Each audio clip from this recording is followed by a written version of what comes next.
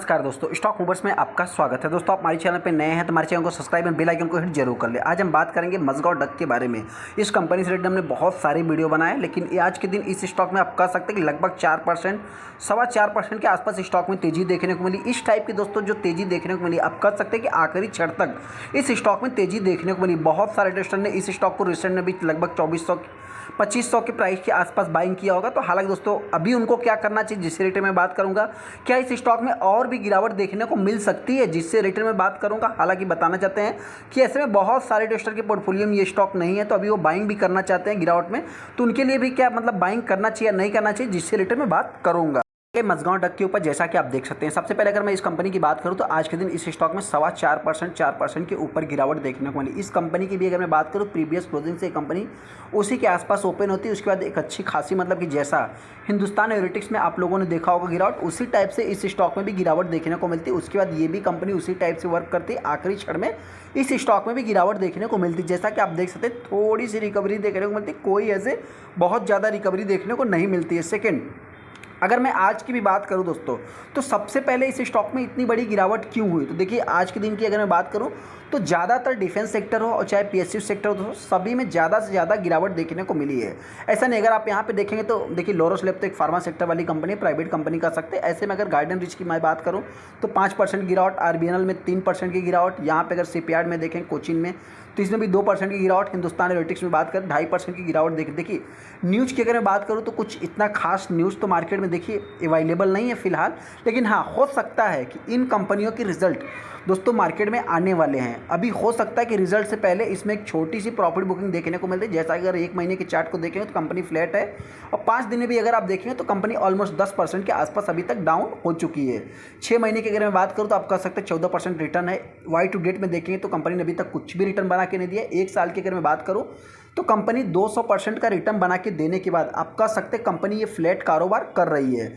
ऐसे में जो भी रिटेस्टर देखिए दोस्तों इस स्टॉक को बाइंग करना चाहते हैं, तो सोच रहे हैं कि और भी गिरावट होगी तब हम इस स्टॉक को बाइंग करेंगे। देखिए इस स्टॉक की जो खासियत है अभी तक जो मैं देखते चला आ रहा हूँ, आपसे बताना चाहता हूँ कि अगर इस स्टॉक में गिरावट भी होती है तो आप कह सकते हैं कि 15 से 20%, ज़्यादा से ज़्यादा 25% की गिरावट देखने को मिलती है। इसमें अगर आप देखेंगे तो बहुत सारे रिजल्ट इंक्लूडेड हैं। तो जो इन्वेस्टर सोच रहे हैं कि और भी गिरावट होगी, तो हम उनसे इतना ही कहना चाहते हैं, लास्ट कंपनी हो सकता है 2000 और वर्स्ट में 2000 के नीचे भी ये कंपनी आ सकती है, ऐसा मेरा मानना है। जैसा कि अगर आप देखेंगे कोई भी गिरावट देख लीजिए XYZ, यहाँ से यहाँ तक भी अगर मैं इसको कैलकुलेट करूँ तो आप देख सकते हैं मतलब कि इसको ऑलमोस्ट अगर मैं थोड़ा चार्ट बड़ा है कैलकुलेट करूँगा तो आप कह सकते हैं कि 20% के आसपास गिरावट देखने को मिल जाएगी। इसको चलिए हम 5% से थोड़ा मतलब 5 साल के चार्ट से कंपेयर कर लेते हैं। अगर आप 5 साल के भी चार्ट को देखेंगे तो अभी तक कंपनी ने 1250% का रिटर्न बना के दिया है, और इसको थोड़ा सा अगर हम यहाँ से यहाँ तक कैलकुलेट करें तो आप कह सकते हैं कि 27 से 30% ये जो है कि मतलब 2023 में गिरावट देखने को मिली। उसके बाद की अगर मैं बात करूँ तो आप कह सकते हैं कि यहाँ से यहाँ तक लगभग 15 से 20%, इसको भी अगर आप रिसेंट में कैलकुलेट करेंगे तो 20 से 25% के आसपास निकल के आ जाएगा। तो कहने का अर्थ है ये दोस्तों कि जो भी रिटेस्टर इस स्टॉक को बाइंग करना चाहते हैं, मेरी तरफ से कोई भी रिकमेंडेशन नहीं है। हाँ, जो भी रिटेस्टर इस स्टॉक में फंसे भी हैं, मतलब कि 2500-2400 की प्राइस पे बाइंग करके, जैसा अगर आप देखेंगे तो यहाँ पे 2524 रुपये का कंपनी ने रिसेंट में हाई भी लगाया था। तो जो भी रिटेस्टर इस स्टॉक में फंसे हैं तो इस टाइप की इस स्टॉक में गिरावट देखने को मिलती है।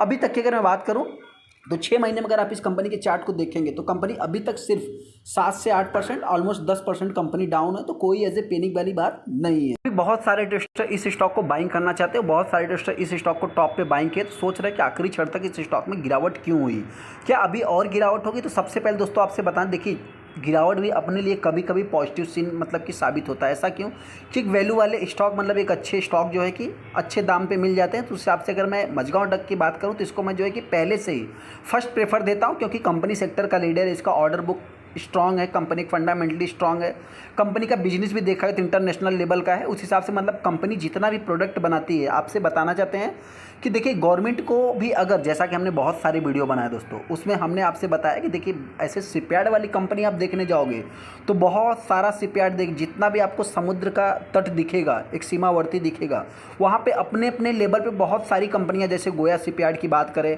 कोचिन शिपयार्ड की बात करूँ, गार्डन रिच की बात करूँ, मज़गांव डक की बात करूँ, सब जगह आपको एक अपना शिपयार्ड देखने को मिलेगा ही मिलेगा। उस हिसाब से अगर मैं मझगांव डक की बात करूँ दोस्तों, तो आप कह सकते हैं कि ये भी कंपनी कोई छोटी मोटी कंपनी 250 साल पुरानी कंपनी है और फंडामेंटली बहुत ज़्यादा स्ट्रॉन्ग कंपनी है। इनके मैनेजमेंट की बात करते एक ही बात पे खुश रहते हैं कि बहुत पुरानी कंपनियां जो है कि मार्केट से एग्जिट कर गई, ख़त्म हो गई, लेकिन हम आज भी यहाँ पे खड़े हैं। तो इस हिसाब से आप कह सकते हैं कि ये कंपनी एकदम बेस्ट मेरे पॉइंट से। हालांकि दोस्तों मैं ऐसा नहीं कोई बहुत बढ़ा चढ़ा के बता रहा हूँ, कंपनी फंडामेंटली स्ट्रांग है, कंपनी अच्छी भी है दोस्तों। हाँ, रिटेल इन्वेस्टर क्या देखते हैं, कोई स्टॉक मार्केट में भाग कौन रहा है, तो जैसे ही जो स्टॉक भागता है उसको ही बाइंग करते हैं। हालांकि जो स्टॉक कंसोलिडेशन या थोड़ी सी गिरावट दर्ज करता है उसके बारे में वो स्टडी नहीं करते हैं। तो उस हिसाब से ये कंपनी अभी तक तो मेरे पॉइंट से बेस्ट ही है। 12 लाख टोटल से ट्रेड हुई, जिसमें 41% माल डिलीवरी उठाया गया। रिसेंट की अगर मैं बात करूँ तो 26 अप्रैल 2024 को कंपनी 2524 का हाई भी लगाया है। हालांकि दोस्तों जैसा कि हमने आपसे बताया था कि ये कंपनी अगर कुछ दिनों तक 2500 के लेवल के ऊपर टच करती, मतलब 2500 के लेवल के ऊपर ट्रेड करती है, तो कंपनी आने वाले समय 3000 के भी लेवल को टच कर सकती है। लेकिन अभी तक कंपनी ने उस टाइप का रिटर्न बना के नहीं दिया है। हालांकि अनाउंसमेंट की अगर मैं बात करूँ तो अभी तक कंपनी के रिजल्ट कब आएंगे दोस्तों, तो उससे रिलेटेड भी कुछ इतना खास अनाउंसमेंट नहीं हुआ है।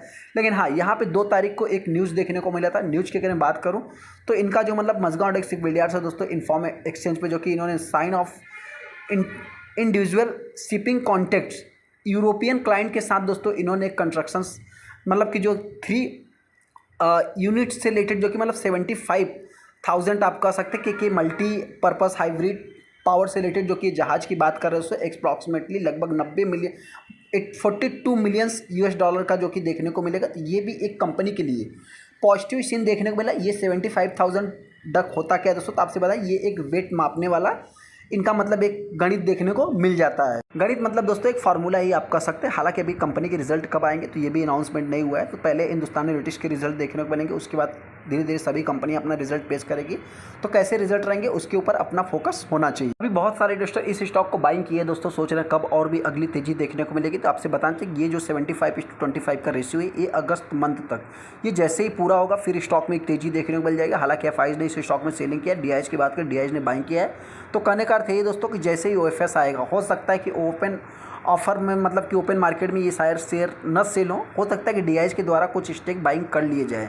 तो मेरे पॉइंट दोस्तों इस स्टॉक में इसके बाद एक तेजी देखने को मिल सकती है। ऐसे में जो भी इन्वेस्टर इस स्टॉक को बाइंग करना चाहता है मेरी तरफ से कोई भी रिकमेंडेशन नहीं। हाँ, गिरावट होती है तो ये कंपनी लास्ट आप कह सकते हैं कि 2000 से 2200 के बीच में, या देखिए इसके गिरने का भी बहुत ही कम चांस है। किसी भी टाइम इस स्टॉक में एक तेजी भी देखने को मिल सकती है। जैसा अगर आप 1 महीने के चार्ट को देखेंगे तो कई बार इस टाइप से वर्क हुआ है। तो इस हिसाब से हो सकता है कि छोटी मोटी गिरावट होने के बाद एक तेजी भी देखने को मिल सकती है। तो उस हिसाब से गिरावट होती है तो 2000 से 2200 के बीच में कंपनी वर्स्ट में वर्स्ट चल सकती है।